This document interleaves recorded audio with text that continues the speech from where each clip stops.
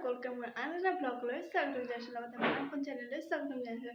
তো গাইছ আজি গম পাইছে আজি গৰু বিহু। তো গৰু বিহুৰ আয়োজনখিনি কেনেধৰণে আমি প্ৰস্তুত কৰিছোঁ সকলোখিনি মই আপোনালোকক দেখুৱাম। তো গাইছ প্ৰথমতে আপোনালোকক দেখুৱাই আছোঁ এই হালধিখিনি। এয়া আমাৰ মাজু ভণ্টিয়ে হালধিখিনি পিহি আছে। তাৰপৰা আকৌ মাহে পিহিছে কাৰণ ভণ্টি পিহাখিনি পচন্দ নহয় মাৰ, সেইকাৰণে আকৌ মায়ে নিজে পিহিছে। তো গাইছে গৰু বিহুৰ দিনাখন হালধি বা সৰিয়হটো প্ৰয়োজন হয়েই, কাৰণ গৰু গা ধুৱাবলৈ হয় আৰু গৰু গা ধুৱাবলৈ আমাৰ সৰিয়হ আৰু হালধিৰ প্ৰয়োজন হয়। সেইকাৰণে আমি এতিয়া এইখিনি প্ৰস্তুত কৰি লৈছোঁ, ইয়াৰ পাছতে আমি গৰু গা ধুৱাম।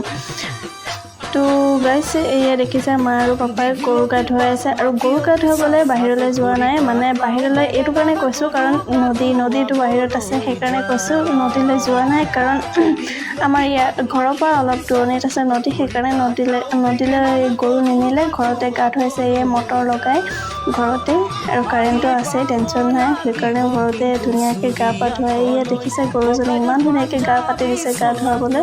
তো গা ধোৱা হৈ গ'ল, এতিয়া সৰিয়হ আৰু হালধিখিনি গাত সানি দিছে আৰু এতিয়া ফ্ৰেছ হৈ যাব নিজৰ ঠাইলৈ, মানে চৰিবলৈ বাগানলৈ।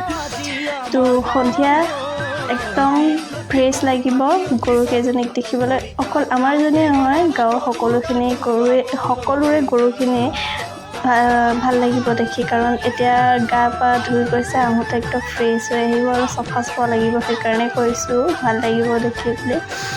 তো এয়া মা পাপা দেখিছে ধুনীয়াকৈ গা পা ধুৱাই আছে। তো গাইছে আমাৰ এইজনী গৰুক গা ধোৱাৰ লগতে আমাৰ এজনী ছাগলী আছে, সেই ছাগলীজনীকো আজি গা ধুৱাব। আৰু সেই ছাগলীজনী মোৰ ভাগৰ হয় আৰু সেইজনীকো গা ধুৱাব। বাকী কেইজনী চব গ'ল, খুলি দিলে ৰাতিপুৱাইতো গুচি গ'ল। এইজনী আকৌ দুপৰীয়া মানে আজি যোৱা নাই, আজি ঘৰতে আছে, সেইকাৰণে এইজনীকো আজি গা ধুৱাই দিম বুলি ভাবিছে। তো ইয়াত দেখিছে হালধি চালধি দি এতিয়া গৰুজনীক গা ধুৱাই ল'ব, তাৰপাছতহে ছাগলীজনী অনা হ'ব। তো দেখিছে মটৰৰ পানীতে ধুৱাই আছে আৰু গৰুজনীও ডিষ্টাৰ্ব দিয়া নাই বাৰু। তো গাইছ এয়া দেখিছে মোৰ হয় এই ছাগলীজনী, মোৰ ভাগৰ মানে। তো এই ছাগলীজনীকো চাবোন তাবোনেৰে দি জাল মাৰি গা একদম ধুনীয়াকৈ মানুহৰ নিচিনাকৈ ধুৱাই দিছে। আৰু ছাগলীজনীয়ে অলপমান ডিষ্টাৰ্ব দিছে, কৈছোঁ বাৰু শান্ত সুস্থ নহয়তো, কাৰণ পানীৰ পৰা সিহঁতে ভয় হয় চাগে। তাৰপৰা এতিয়া আকৌ মটৰ চটৰ দি ধুই দিলে, তাৰপৰা আকৌ এতিয়া মায়ে হালধি সৰিয়হ গাত সানি দিছে। দেখিছে তেতিয়া ধুনীয়াকৈ সানি মেলি এইকো পঠিয়াব নিজৰ চৰিব।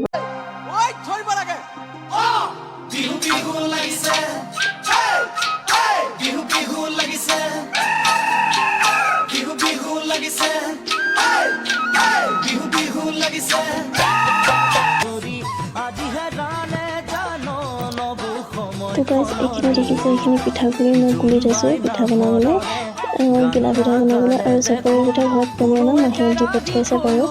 আৰু এইফালে মই দেখিছোঁ কেৰাহী বহাই থৈছোঁ আৰু খৰি জুইত পিঠা বনাম, আৰু খৰি জুইত পিঠা বনাবলৈ ভাল হয়। আৰু এটা বস্তু আপোনালোকক দেখুৱাম বলক। তো গাইছ এয়া দেখিছে ঘৰত বনোৱা চাবোন, আমাৰ মায়ে ঘৰতে কেতিয়াবা চাবোন বনায়। আৰু এয়া দেখিছে এই চাবোনটো কমপ্লিটকৈ হৈ গৈছে, আৰু আজি চাবোনটো পিছ বনালে আৰু এয়া পিছ। আৰু এইখিনি দেখিছে এইখিনিৰ পৰা আমাৰ চাবোনখিনি বনোৱা হয়, অলপ ষ্টাইলিছকৈ দিব পাৰি। তাৰপাছত আৰু এইফালে দেখুৱাইছোঁ, এইফালে যিহেতু আজি গৰু বিহু জেতুকা পিহি থৈছিলে ভণ্টিয়ে, আৰু মই কিন্তু লগোৱা নাই। এয়া দেখিছে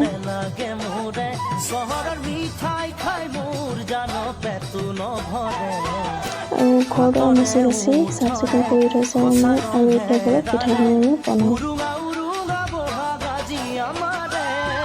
ঠিক আছে, এই মই পিঠাখিনি বনাওঁ। আৰু এটা আপোনালোকক কথা কওঁ, আজি দিনটোত আমাৰ সৰু ভণ্টিক ফটোশ্বুট কৰিছিলে, সকলোখিনি মই আপোনালোকক দিলোঁ, আৰু ৰিলছ বনাইছিলোঁ, ৰিলছো এটা আপোনালোকক দিছোঁ।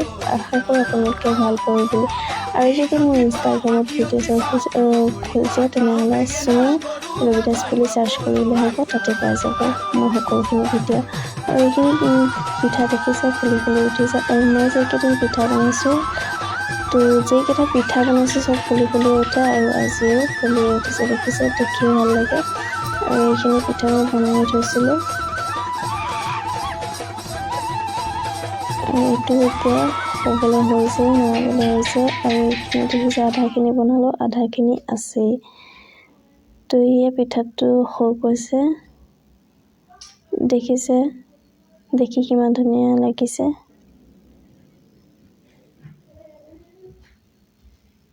আজিৰ ভিডিঅ' ইমানেই আছিল, যিমানখিনি আছিলে সকলোখিনি মই আজি আপোনালোকক দেখুৱালোঁ। তো নেক্সট ভিডিঅ'লৈ আপোনালোকে ৱেইট কৰক, আকৌ আন এটা ব্লগ লৈ আপোনালোকৰ মাজলৈ আহিম। আশা কৰোঁ এনেধৰণে মৰম চেনেহ দি যাব।